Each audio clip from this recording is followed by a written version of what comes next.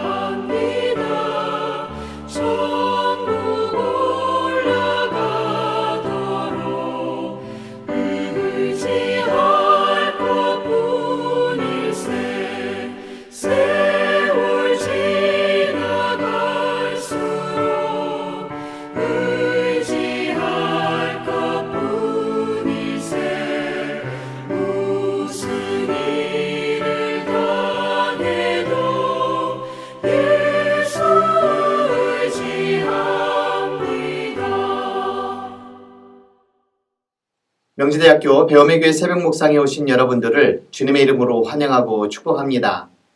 오늘도 하나님께서 주시는 은혜와 평강이 여러분들의 삶 가운데에 가득 넘치시기를 기도드립니다. 오늘 함께 나눌 하나님의 말씀은 이사야 7장 1절에서 9절까지의 말씀입니다.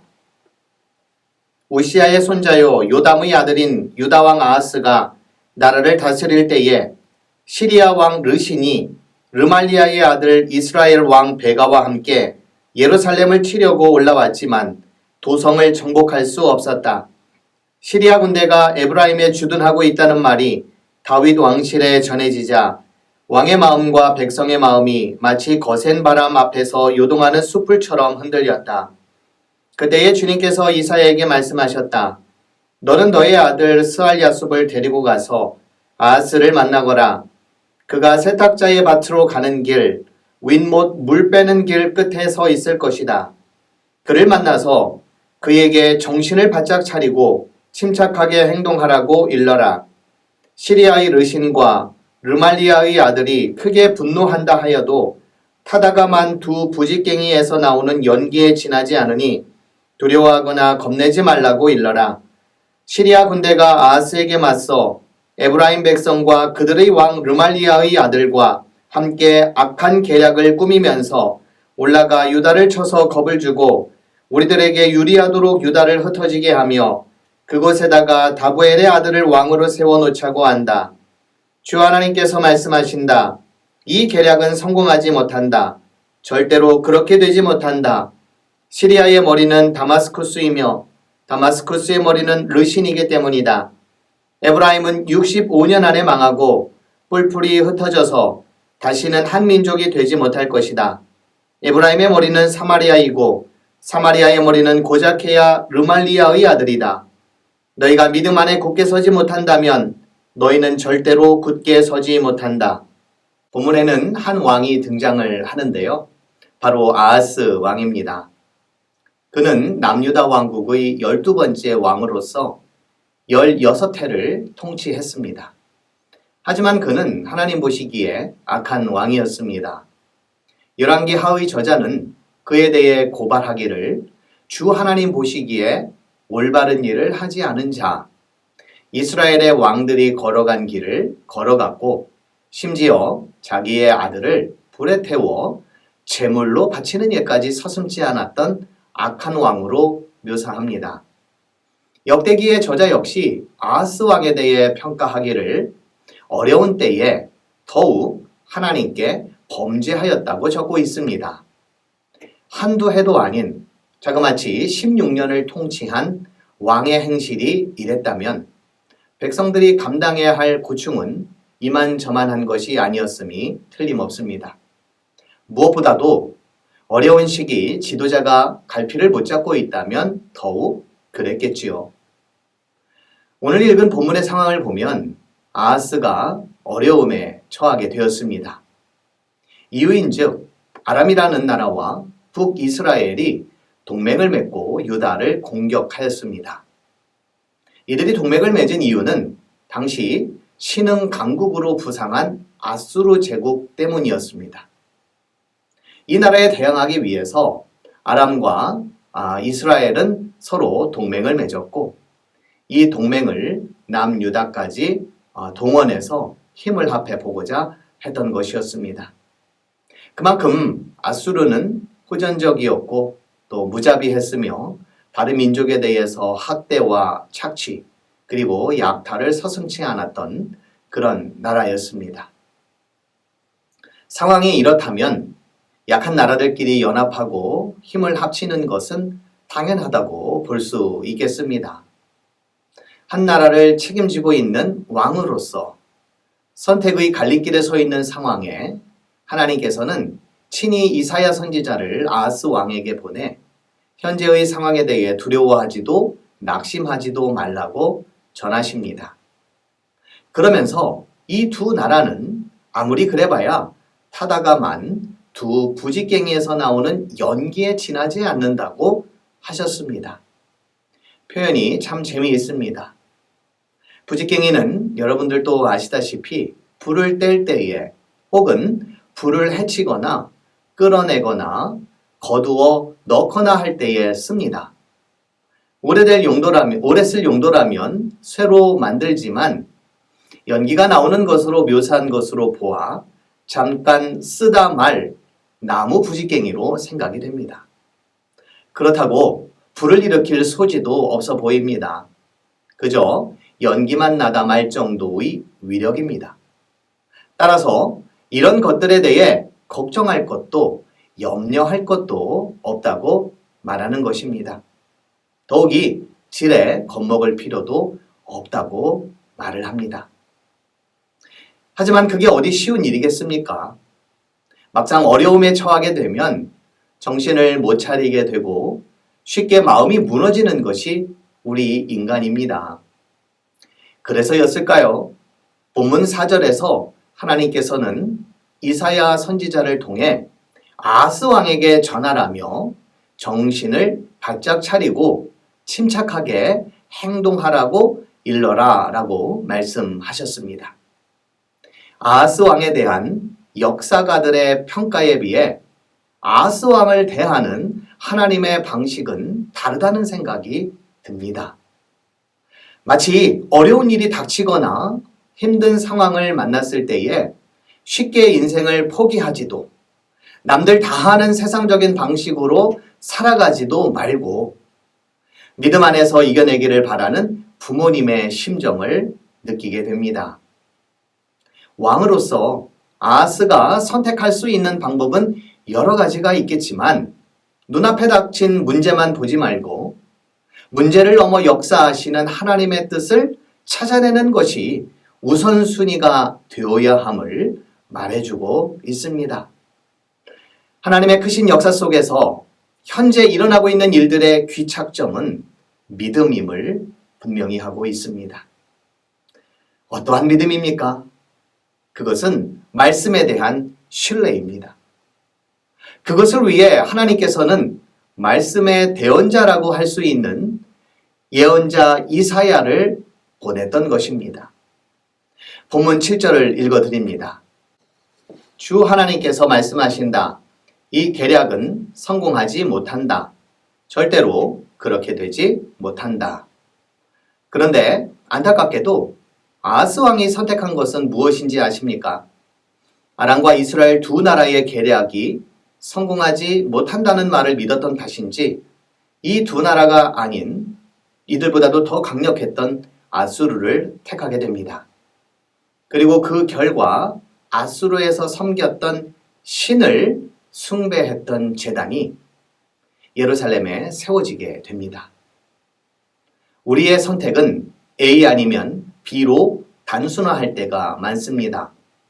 절반의 확률이라도 차지하는 게 낫다고 생각해서 그런지 모르겠지만 A도 B도 아닌 C를 선택하려는 용기는 잘 못합니다.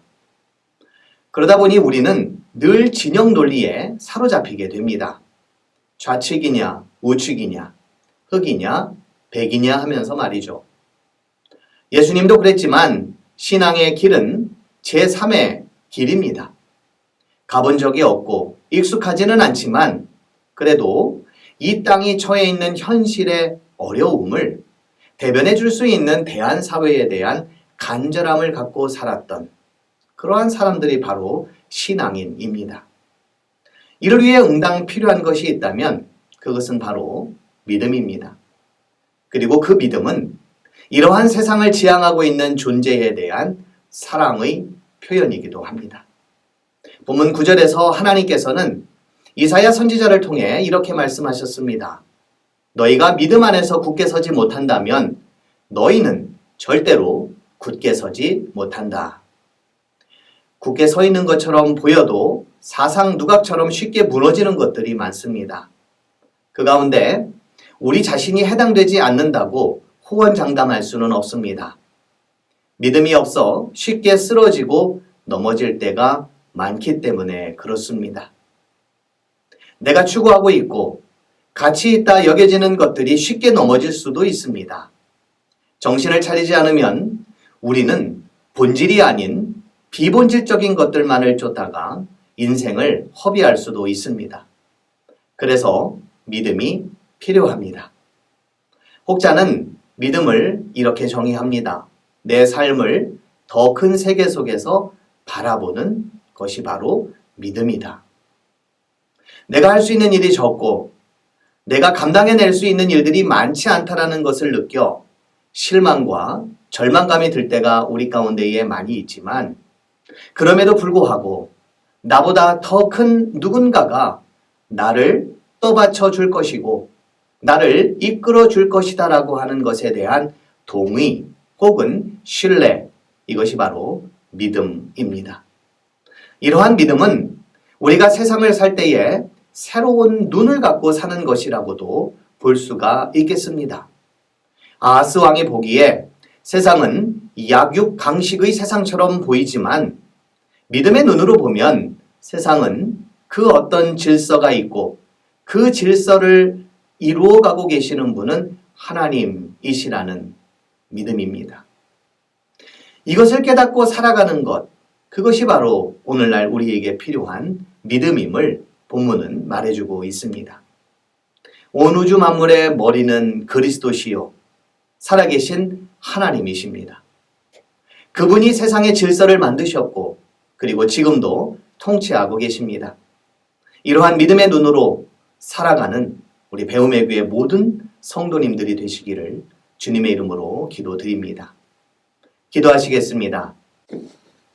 주님, 우리 눈앞에 놓여있는 현실의 벽이 너무 높고 힘겨울지라도 믿음의 눈으로 바라보는 저희들이 될 수 있도록 주님 도와 주시옵소서.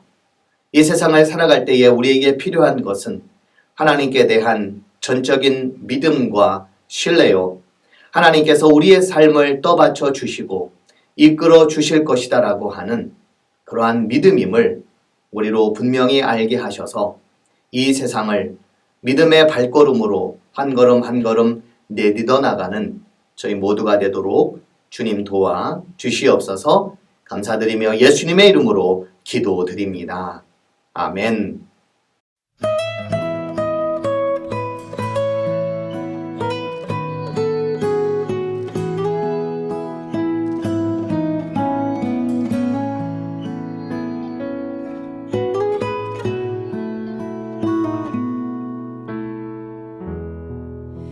눈앞에 산이 커 보여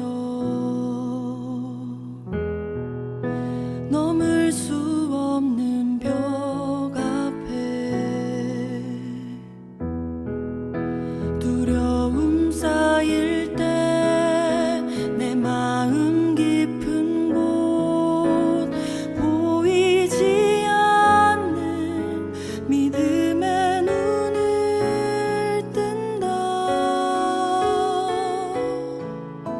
보이지 않는 눈, 믿음의 눈은 보이지 않는 주님을 보게 하네. 보이지 않는 눈, 믿음의 눈 뜰 때 저 높은 산 위로 믿음의 세상이 펼쳐져.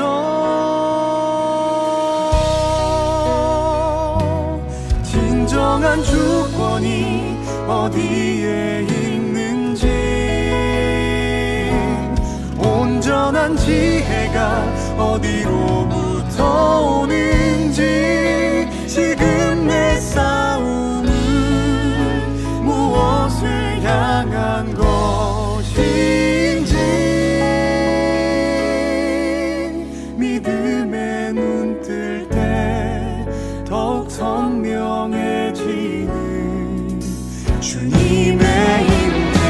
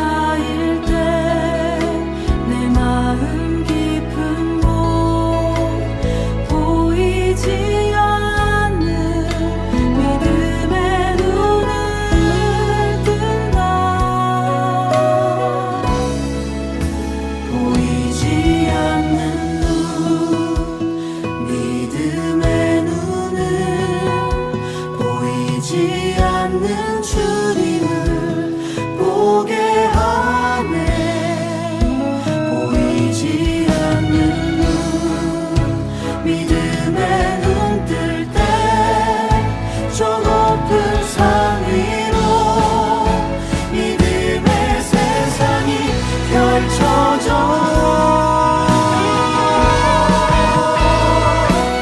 진정한 주권이 어디에 있는지 온전한 지혜가 어디로부터 오는지 지금 내 싸움은 무엇을 향한 것인지 믿음의 눈 뜰 때 더욱 선명해지는 진정한 주권이 어디에 있는지 온전한 지혜가 어디로부터 오는지 지금 내 싸움은 무엇을 향한 것인지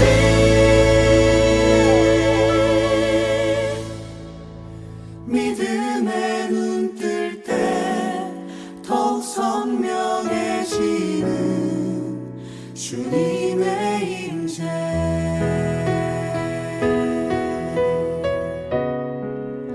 믿음의 눈 뜰 때 더욱 선명해지는 주님의